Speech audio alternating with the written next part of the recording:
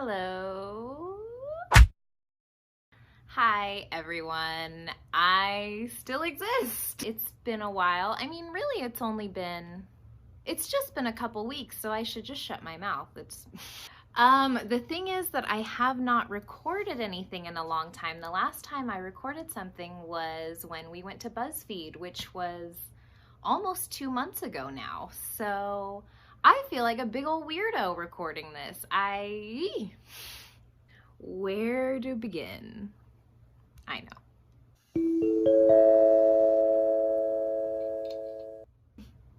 What's up, guys? Welcome back to Ambi's Nails and Nugs. I'm glad you're here. I'm glad you're watching.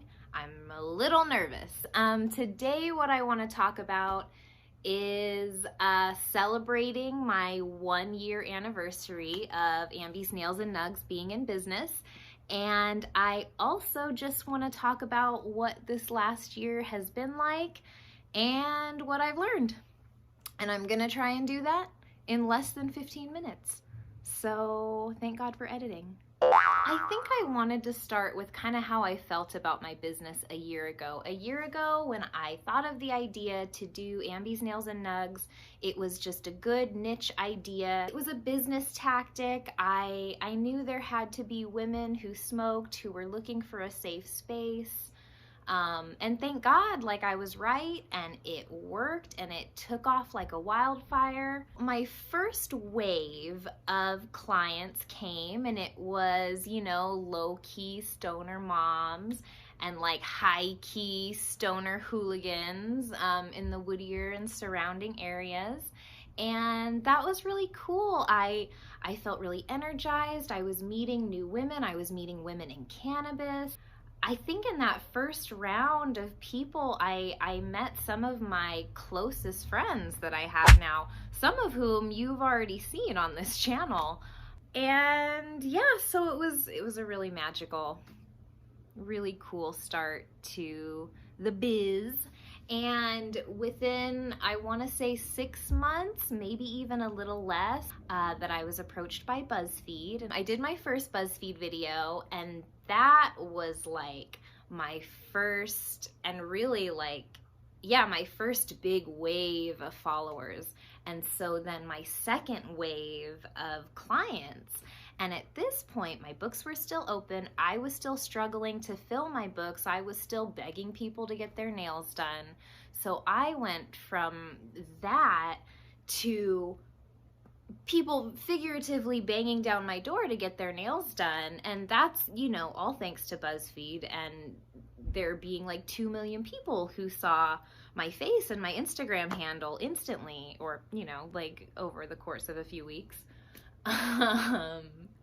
I learned that in trying to build my business and my clientele, I was making myself way too accessible. I was working after hours, before hours. I was forgiving people for canceling last minute and not holding them accountable. I was saying yes to things I shouldn't have said yes to. And that I was surviving on that when I was, barely working 20, 25 hours a week. And then that very quickly escalated to 50 plus hour work weeks. And it also was meeting new people almost every day, interacting with new personalities almost every day. Bear in mind, I work from home right here, so it was inviting people into my home every day. That really taught me the importance of boundaries and enforcing policy and knowing your worth and your value. And I think that really probably started getting the ball rolling on being intentional about my community, about my clientele. It's when I started to see the importance of quality over quantity. It's when I closed my books, when I realized I don't want to have to meet a new person, invite a new person into my home every day of my life indefinitely. That would kill me. And I struggled, and I went through, this struggle of like, well, if you're not constantly making yourself available to people that want your art, then what are you? Who are you? What are you doing? And I started to question what I was doing, and if I did want to be a nail artist and a nail technician, if like growing my clients made me feel anxious. Of course, ignoring the fact that it doesn't really matter at this point because my books are full and my bills are paid, and so I didn't need to take on any more clients. But of course, the guilt is still there.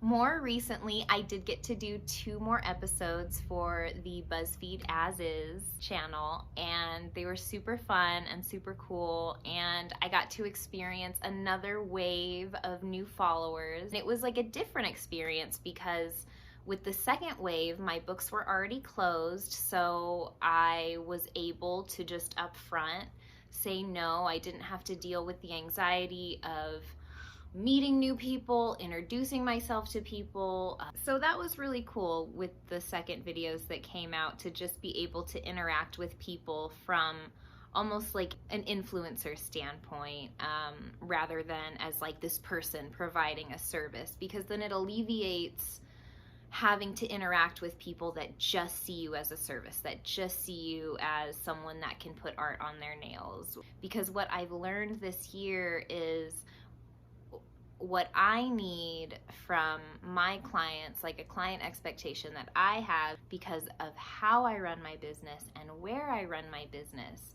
It's that those clients have to see me first as a person and not as a service. I'm peeling my nail polish. Oh, I did it now. Look at that. I'm not a good nail technician. Let's talk about that. So when the second BuzzFeed videos came out, I really felt like I was like, ooh, I've done 3 BuzzFeed videos, like I got this.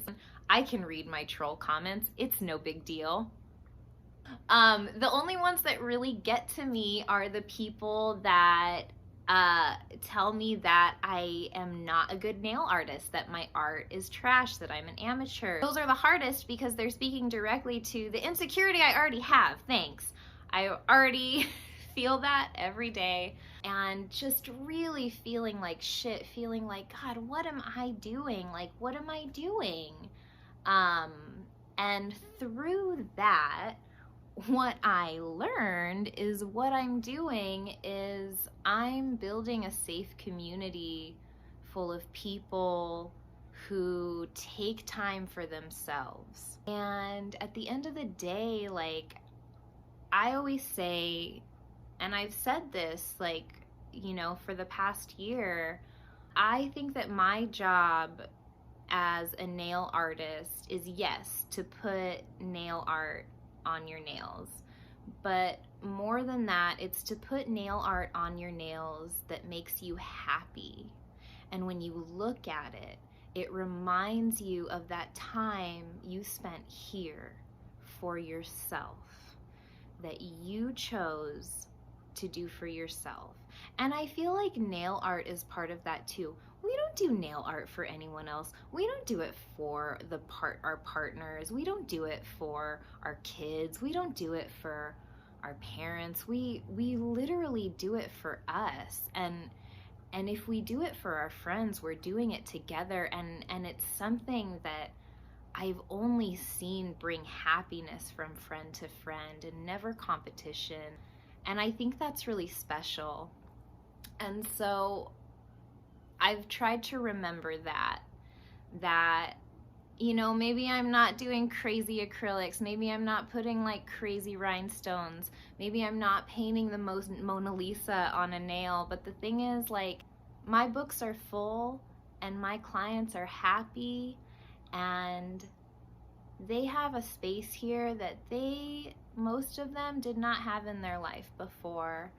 And as far as the future of Ambi's Nails and Nugs, I think that this says a lot in the first year.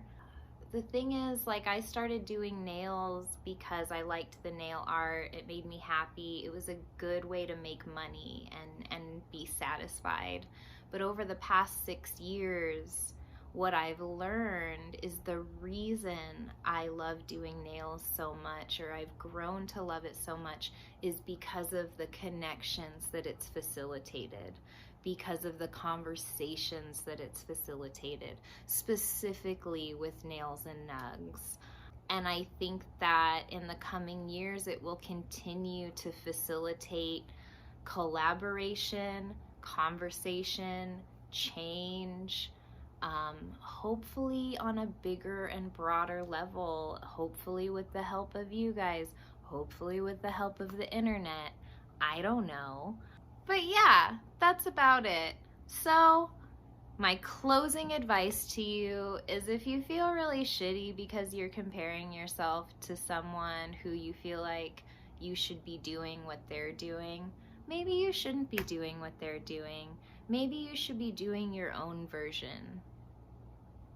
Maybe you should be just doing you. I don't know. Well, this was the hardest thing I've done, apparently in a month, because that is how long I've been putting off doing this. So, in an effort to be proactive, let's talk about the coming weeks and the next episodes that you will be seeing on Ambi's Nails and Nugs. Ta-da! I am planning on doing a really fun episode next week where I am going to take you guys on a tour of my nail cart, and I'll probably just talk a little more about nails and nail health and kind of like my passion as far as that's concerned. I know I talk a lot about like other stuff, but we'll get into the nail stuff next week. After that, I am going to do another vlog type episode where I get a little more personal about a little more personal stuff, so stay tuned for that.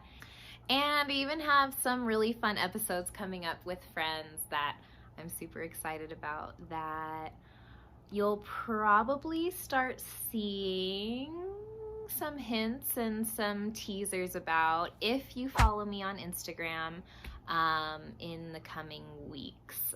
So stay tuned for that, and I hope you guys have a great Halloween.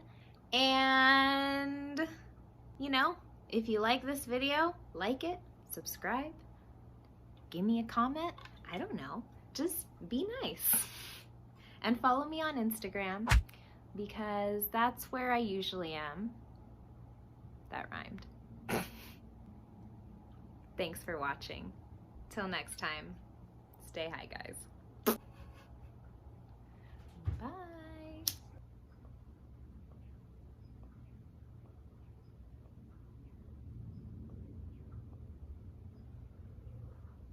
She still got it.